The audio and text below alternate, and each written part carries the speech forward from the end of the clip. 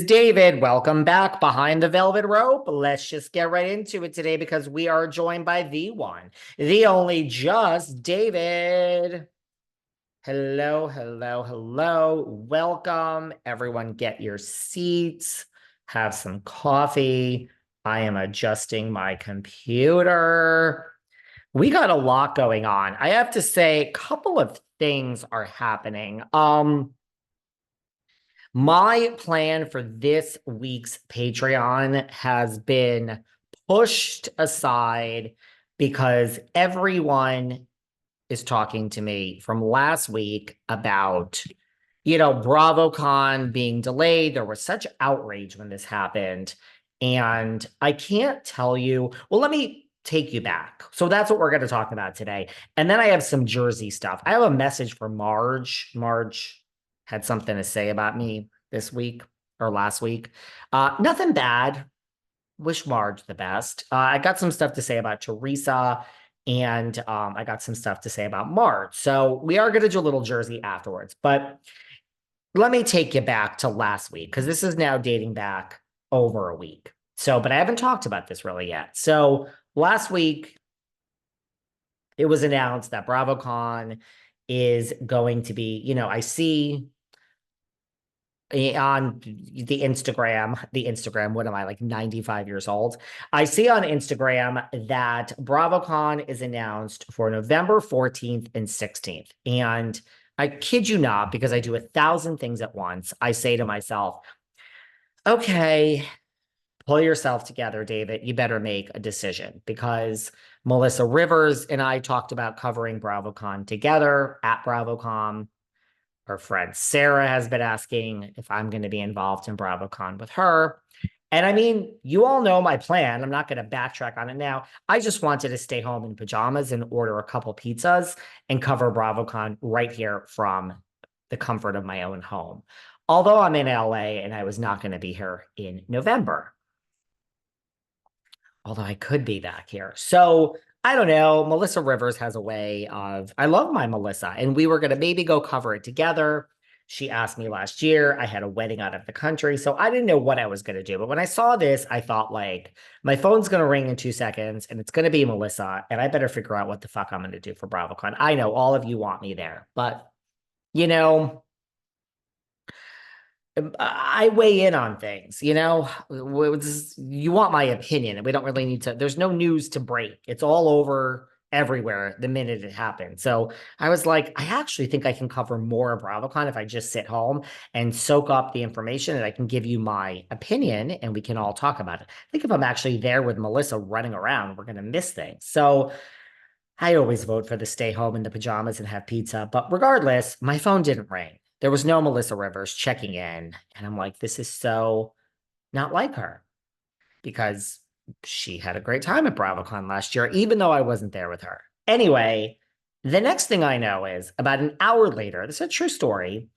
My phone is blowing the fuck up from, I would say, probably on average 25 housewives and Bravo celebrities saying, oh my God, what the hell? What is going on? And I'm like, what is going on is actually the question I have. What is going on? Why is everyone freaking out? And then I looked again at the announcement for BravoCon, and I see that it is November 14th and 16th of 2025. Now, first, because I don't read and I'm not clicking on Andy's face talking about pop-ups and New York and LA, I say to myself, this must be a typo. That is my honest first gut reaction.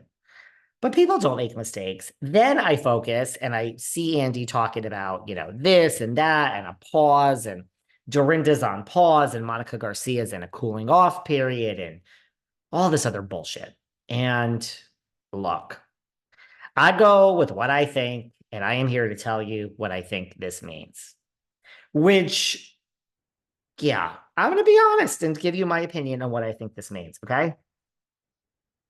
Listen,